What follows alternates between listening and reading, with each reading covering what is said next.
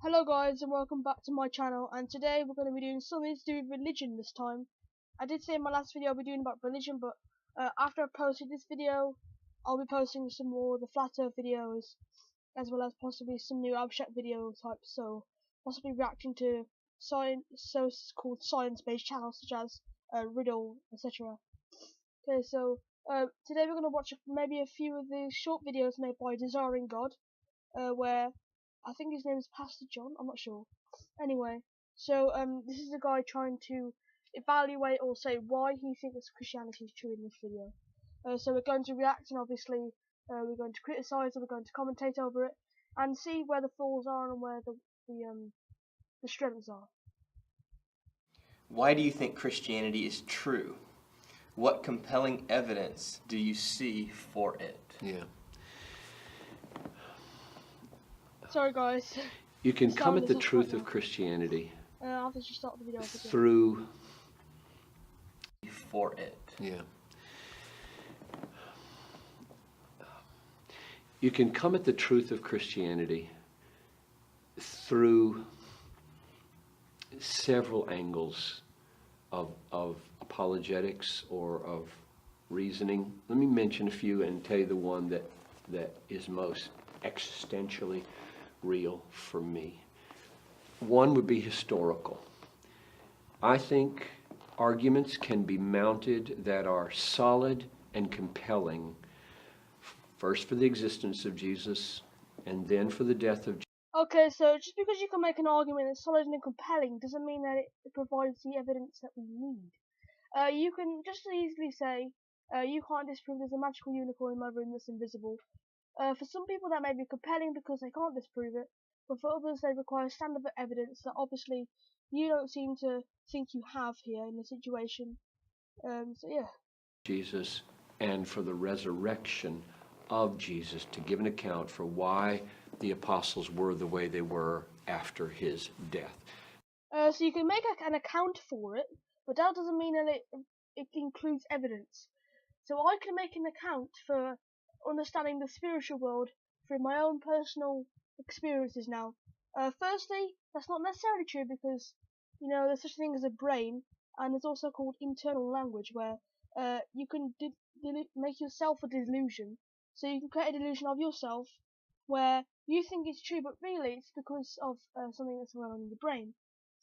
So, and the second thing to say about that is that, when you're making an account for something, you aren't necessarily saying that, okay, this is the compelling evidence that proves its existence. No, you're going, okay, so I experienced, so that, not all eyewitness testimonies are true. Say if a serial killer killed about 10 people now, his eyewitness account is that nobody got killed. Who are you gonna believe? The cameras? The cameras, the footage, or the guy who was there?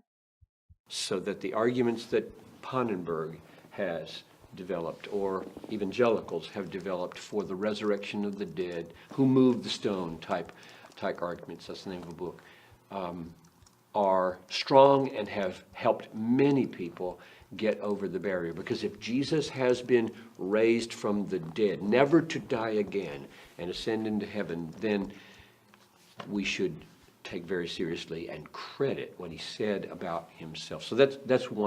Okay, so just because somebody made up an argument about Jesus' resurrection, you're not really giving an example here, and you're not giving any evidence to prove any examples at all. There's nothing really of substance said here, and so you're saying here that somebody said that Jesus was resurrected even though he wasn't there, say thousands of years ago. Or really, you're saying it says so in the Bible, so therefore it's true. If you're gonna provide some compelling evidence that proves that the Bible is trustworthy, then maybe so, or maybe you can give us some evidence other than the Bible. One line of evidence. A second line of evidence. It's not a line of evidence that you didn't prove anything. There was no substance to that argument. Would be what would be called presuppositional, that without God as an assumption, without the Bible as an assumption, all of our reasoning processes or all of our perceiving processes are not possible. Okay, what? Do you know there's a thing in our heads called our brain? Because we're obviously in situations maybe where we're in confrontation, or we feel the need that recently our brains have become more intelligent and have adapted their own reasoning skills. A lot of them are based off their parents, their reasoning, but a lot of it is based on observation and understanding the evidence. Now, that's probably because as human beings we have this ability, because we are sentient, so we have a mind that is quite intelligent and should be able to think for itself. Now, what you're saying here is that everyone has the same standard of evidence and has the same standard of reasoning, and that's not true. So that also debunks your argument here.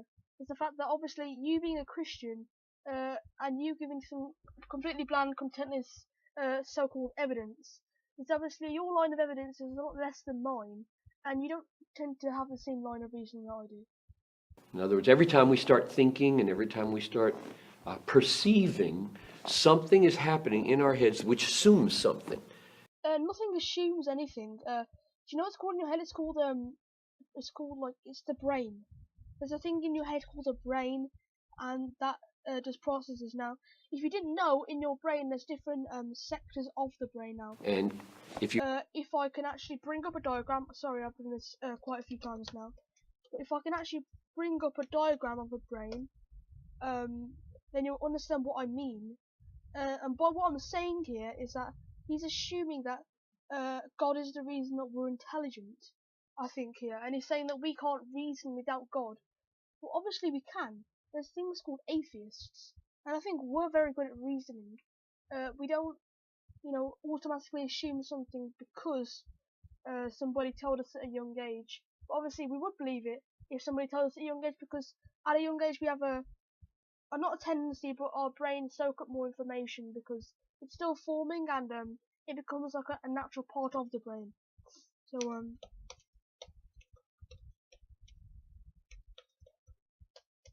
okay, so this might be a good one. Brain diagram and what each part does. Alright, this is an easy example for this. Okay. So the first one, frontal lobe, suppresses socially inappropriate behaviour. So this is part of the idea that we're social animals. So things that we perceive is subjective morality, not objective. We socially inappropriate behaviour is, different for every era. That there's a different law or there's a different standard of social behaviour. In this case, some socially inappropriate behaviour in our day and age for most people is murder, because they wouldn't want it done to themselves, and most people think it's socially inappropriate anyway. It just says predicts consequences of actions. So you might realise in a lot of sociopaths and psychopaths they have less of the frontal lobe, and this pretty much says that it's also part of the social animal behaviour where you might do something bad, but if you have the main part of the frontal lobe predicts, and if it's really good, then you'll know the consequences of these actions. And also, so you see, look, this entire frontal lobe is based on good and bad actions, based on the adaptations made by the human brain in order to fit into a society. So your idea of objective morality completely goes against your own brain. So the temporal lobe assists with the perception and interpretation of sound. So this is perceiving, obviously, like I said, and so pretty much temporal lobe is saying here is that it helps interpret what the sound means. So it'll probably work with the I don't know which one it is here, but anyway, there's language skills here. There'll be some language skills. So that's something that helps with the understanding languages and stuff. And then the recognition of logical memory. So all this is perception of how we see things. It's all based in the brain. There's no part of this that says that God says so, so we do so. The parietal lobe assists with the interpretation, more interpretations. This one is of touch. So also not part of God. It's just a part of the brain that we adapted to into our environment. Because as we were, the certain way we only needed to have certain senses. That's why we only have like a small spectrum of the seeing spectrum, for say. It's because we that's all we needed. That's all we adapted to have, is because we didn't need anything else. Archetypal law process that makes sense of visual information, again perception. Still nothing to do with God. Cerebellum plays a major role in balance and voluntary motor skills. So this is all part of the brain. And then the brainstem, obviously, this has nothing to do with the argument here. But yeah, what you're saying, everything can be explained in the diagram of the brain. You're going to have any kind of credible conversation about what you're thinking or about what you're seeing, then you are assuming certain laws of logic, certain laws of causality, certain laws of existence, which can't have any bearing or absolute significance unless they're rooted in. Well, there is no bearing or significance in the case that you're stating, because not everyone has the same logic or reasoning. Obviously, for maybe a spiritualist or a Christian, or maybe not all of them, but a lot of them, will take eyewitness testimonies to heart. Now, the reason this can't be the case is because there's certain things happen in the brain, once again, that we can perceive the wrong things.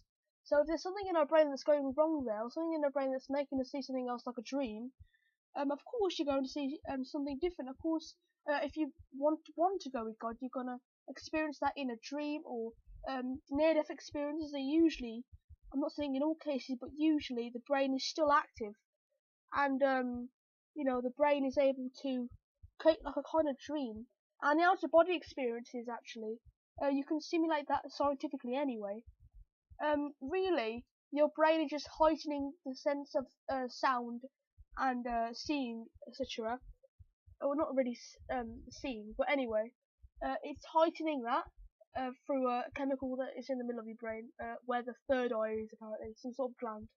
Anyway, so with that, when that happens, is that your brain simulates what it thinks it looks like. That's why not all these out-of-body experiences are clear, because it's more like a dream, but it's where you've still got your experiences on high, but like way higher than they usually are. So yeah, there's no like specific laws of logic, unless of course you mean how the brain perceives information. Of course, like on my brain diagram, the laws of logic is based on how the occipital lobe processes and makes sense of visual information. So if that lobe wasn't there, we wouldn't. So again, you wouldn't have the ability to say that God is credited in that situation. In God. So everybody's talking nonsense, but hardly anybody will say we're all just animals talking nonsense. Even those. We are just animals. We're not necessarily talking nonsense. We're talking language that each of us understand in order to influence actions and whatever. It's going to be nonsense for other animals because they don't speak languages, or they don't speak the same language, or they don't have the same sort of perceptual information going on there. Of course, for the most part, of course it's nonsense. You've got a Spanish person and you're an English person, and you don't speak Spanish, and the Spanish person doesn't speak English. Of course, it sounds like they're speaking nonsense to you. And yes, we all are animals. I'm pretty sure you should know from school, possibly fifth grade. I think it's year 5 in Britain, but I'm just saying he's American. That you learn that we're primates, so we evolved from other apes, and not necessarily monkeys. Monkeys evolved from those apes too. Who are total secular naturalistic evolutionists don't. Secular naturalistic evolutionists. I don't think we need to make this word so complicated, but let's go on. Like to be treated like animals. They don't want to be treated like animals by the same species. But we are animals technically, but we are sentient beings. So technically we are more intelligent, so we should be taken more seriously than other animals that aren't sentient or aren't conscious. When a dog barks, I don't assume he's writing poetry, but... No, because a dog doesn't have the capacity to write poetry. Poetry was created by man, and because man has the capacity to write poetry, now only man would understand poetry unless somebody else learnt the language.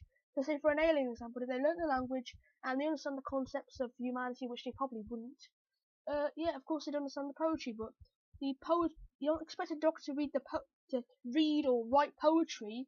The reason is this because the dog isn't intelligent, or isn't as intelligent as humans. So of course the dog doesn't have the capacity to write poetry.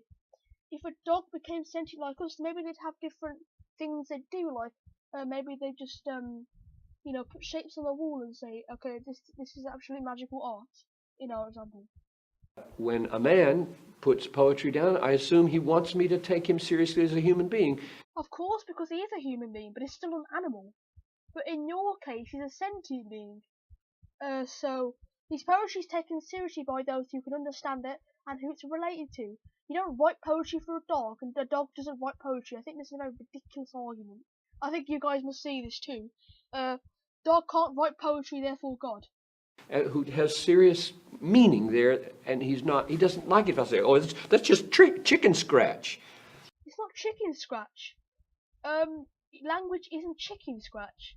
You may realise that most other animals, or all other animals, don't have the capacity for language, or the capacity for complicated languages and complicated social groups. Obviously, primates are the most advanced, most likely, maybe except for squids, but they're different. Like land animals. So he's assumed Land animals and primates, they are quite social, but they aren't as sentient as humans. But you can see they have quite similar traits because they're social. So poetry is a social construct. A social construct. I don't like using that, but it's a construct of writing. And writing was really a construct for art. If you wanted to read it for leisure, of course that was a social construct because people enjoyed doing that. People were humans, not dogs. something unbelievably profound about the significance and the basis of what he's doing, which he can't unless there's this Christian construction. What does it mean? There could be an Islamic construction. There could be any other religious Christian. It doesn't have to be Christian. But there's no religious construct that needs to be there for a being to be able to create a social construct because they're social animals. If dogs became sentient and they were social beings, then of course they'd make their own social constructs. We wouldn't understand them most likely, unless of course we had the capacity to. I think this argument, like I said, is a bit ridiculous. Of God. So that's the We don't need God. Presuppositional angle. It's not really a good one, is it? Here's the third one and the last one that is most significant to me. How do you, when you want to decide if a testimony, a witness that somebody has is true? You weren't there were no videos, there was no recording, and you have to decide whether what he's saying happened. Okay, so let's take for example somebody saying that they met God. Now first we have to take the claim itself. So what if they said, I saw God in a dream? Now that's easily just a construct of their mind, which is a dream. If they said they met him in real life, that could be a delusion of the brain. So it depends what factors come into this. So that's when I read this book, that's the way I feel I'm reading Paul say, 13 letters of the Apostle Paul. And he's telling me he saw the Lord Jesus. Oh, he said he saw the Lord Jesus. So just because somebody maybe thousands of years ago saw something, it means it's true.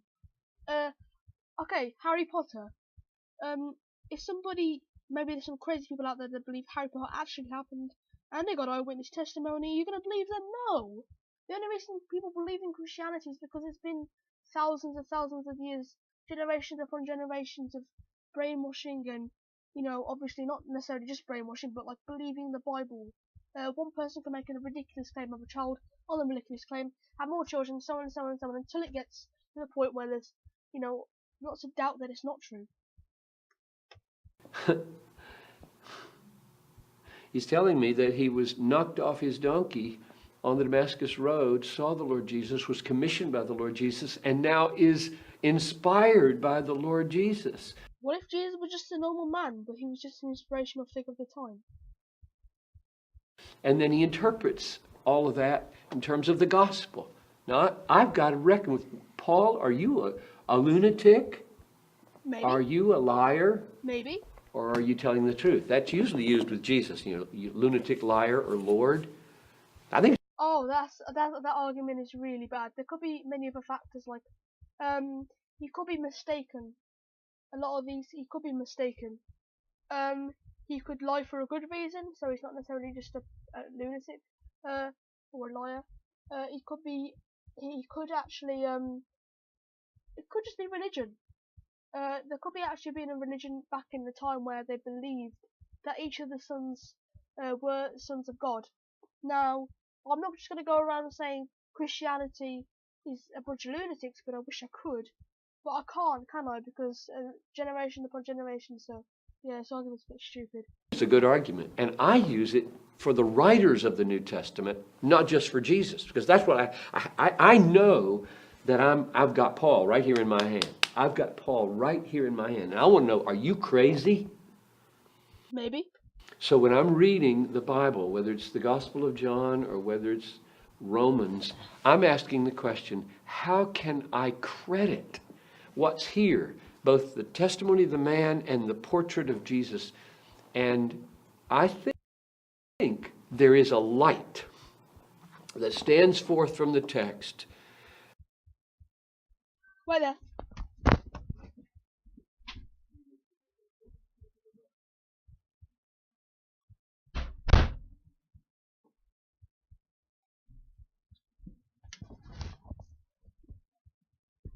Sorry guys, it's happening quite often. It's just fucking pissing me off. Anyway, so what he said here, there's a light coming out from the text. I'm not even gonna say anything. Where's your proof there's a light coming from the text, really? Of the truthfulness of Jesus. Okay, the truthfulness of Jesus is the light. Okay, so I see a light coming down from the sky.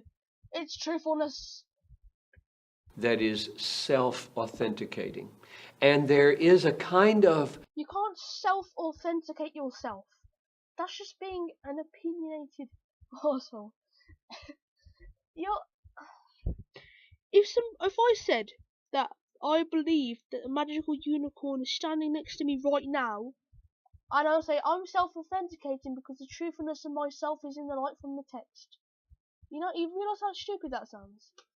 Character for the writers that stands forth, that is authenticating of their solidity, their truthfulness. They're not really necessarily being truthful. You can't self-authenticate anything. That's just being delusional. You can't go around saying that something is true because you said so. That they're not lunatics and they're not liars. They might as well be lunatics. They might as well be liars. You can't prove that either those are bad statements or wrong statements because you believe that Jesus came down and was resurrected from the dead. And I would find it, if somebody said to me today, okay, just give me in 30 seconds why you're a Christian, I would say, number one, the portrait that I see of Jesus Christ in the Gospels is self-authenticating to me. Okay, so to you, somebody asked why you believe in Christianity. Oh, because I believe that they believe in themselves. I mean, come on. There's gonna be some better arguments than this on this channel. I'm gonna make a video soon. I'm gonna react to some more videos of this. Obviously the Do You Accept Evolution or an Earth View. I'm gonna react to that obviously, but right now I've gotta just put up the video and yeah. See you guys in the next one.